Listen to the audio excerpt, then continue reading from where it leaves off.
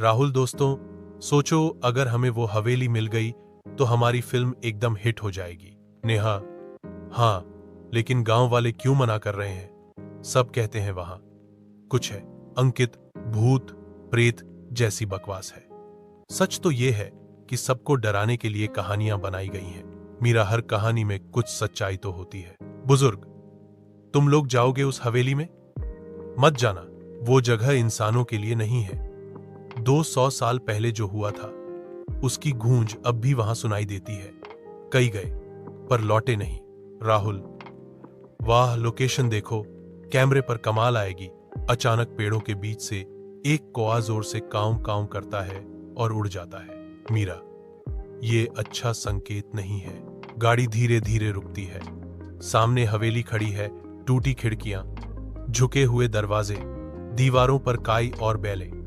सूरज की रोशनी होने के बावजूद हवेली के आस पास घना अंधेरा सा लगता है। अंकित: तो दोस्तों, स्वागत है हमारे 5 स्टार होटल में। सब हल्की हंसी हंसते हैं, लेकिन भीतर घबराहट छुपी होती है। दरवाजा चरमराता है। अंदर अंधेरा, पुरानी लकड़ी की गंध और कहीं कहीं दीवारों पर जाले। नेहा धीरे से कैमरे में रिकॉर्ड करती है: हम अब हवेली के अंदर हैं। यहां सचमुच अजीब सी ठंडक है। जैसे ही वो बोलती है, ऊपर से किसी के दौड़ने की आवाज आती है।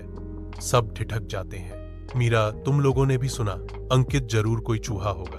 पर कैमरे में उस समय ऊपर की छत पर एक धुंधली परछाई रिकॉर्ड हो जाती है। किसी को पता नहीं चलता। राहुल: चलो यहीं कैंप लगाते हैं, रात यहीं बिताएंगे। अचानक पियानो की एक टूटी चाबी अपने आप बजती है। सब चौंक जाते हैं। नेहा: किसी ने छुआ क्या? सबके चेहरे पर डर, फिर खामोशी।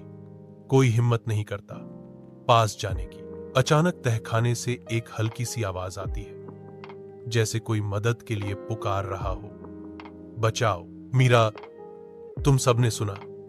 सब एक दूसरे को देखते हैं, डर और हैरानी। राहुल: हमें नीचे जाना चाहिए, शायद कोई फंसा हो। अंकित: पागल हो गए हो इस वक्त तहखाने में? नेहा: लेकिन अगर सचमुच कोई है तो?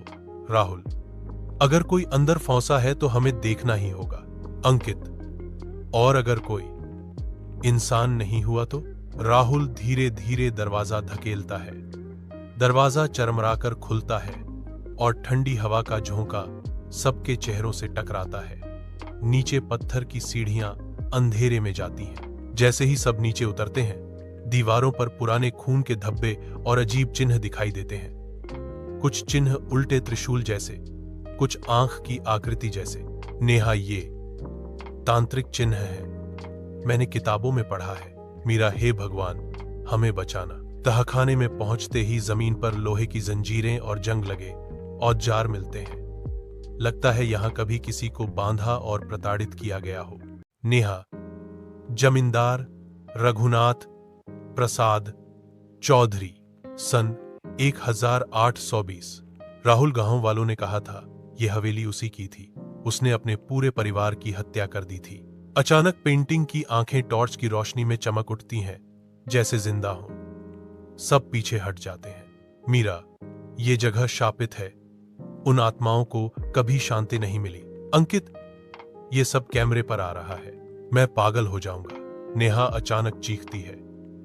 उसकी टॉर्च दीवार पर जाती है। दीवार पर खून से लिखा दिखाई देता है, एक नया मेहमान, एक नया बलिदान। मीरा: इसका मतलब हम यहां फंस चुके हैं। राहुल कैमरा लेकर ऊपर की मंजिल पर जाता है। अचानक उसके पीछे कदमों की आवाज आती है। वो मुड़ता है, कोई नहीं। नीचे हॉल में मीरा और नेहा को अचानक पता चलता है अंकित कहीं नहीं है। नेहा: वो कहां गया? अभी यहीं था। सिर्फ उसकी मोबाइल की टॉर्च फर्श पर पड़ी मिलती है, स्क्रीन टूटी हुई, जैसे किसी ने जोर से मारी हो। मीरा: वो उसे ले गए।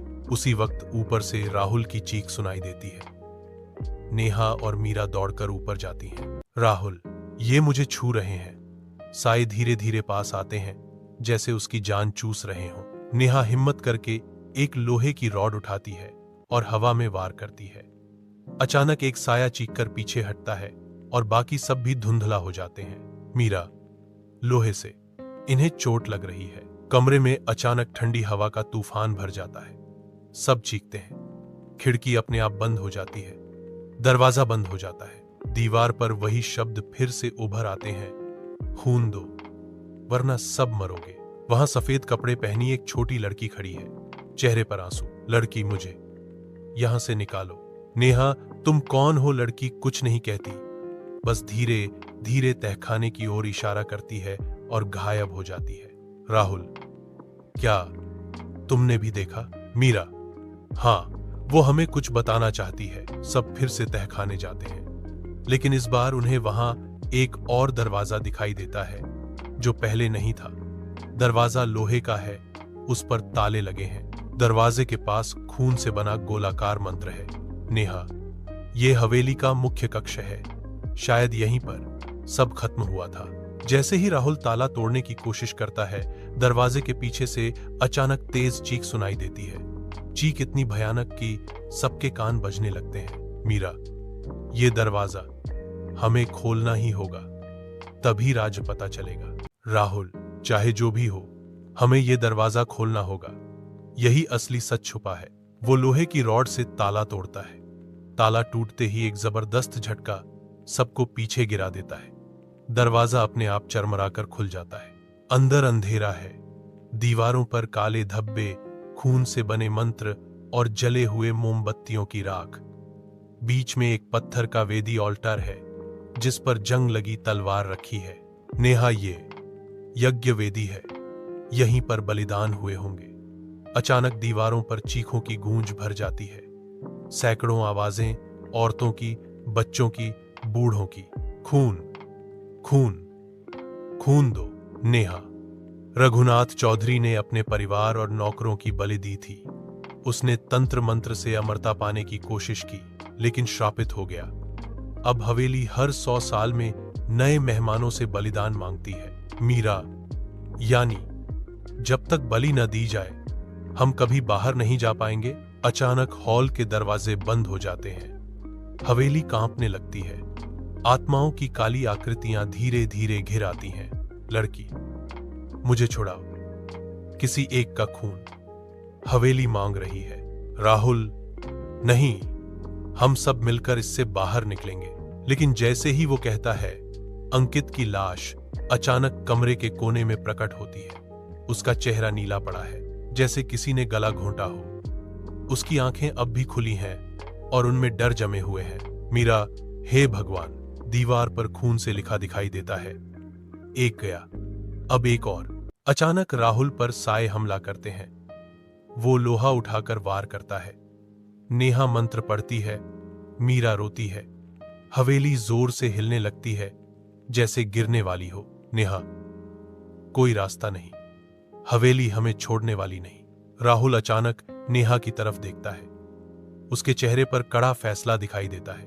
राहुल, शायद यही तरीका है, किसी एक को बलिदान देना होगा। मीरा, नहीं, तुम ऐसा मत सोचो। राहुल अचानक नेहा का हाथ पकड़कर वेदी की ओर खींचता है। नेहा चीखती है, छटपटाती है। नेहा, राहुल, तुम ऐसा कैसे कर सकते हो? राहुल आंसू दबाते हुए तलवार उठाता है। राहुल, माफ करना, यही आखिरी रास्ता है। वो तलवार चला देता है।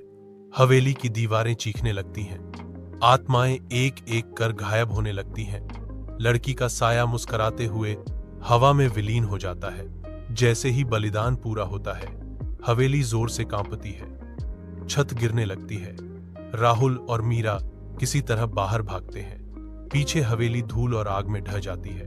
मीरा, नेहा, अंकित सब चले गए। गांव का वही बुजुर्ग दूर से उन्हें देखता है। धीरे धीरे उनके पास आता है।